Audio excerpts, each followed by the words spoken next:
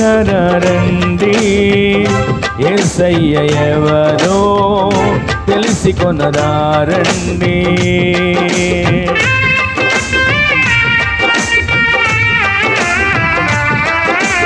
రండి వినరండి, యేసయ్య ఎవరో తెలిసి కొనరారండి.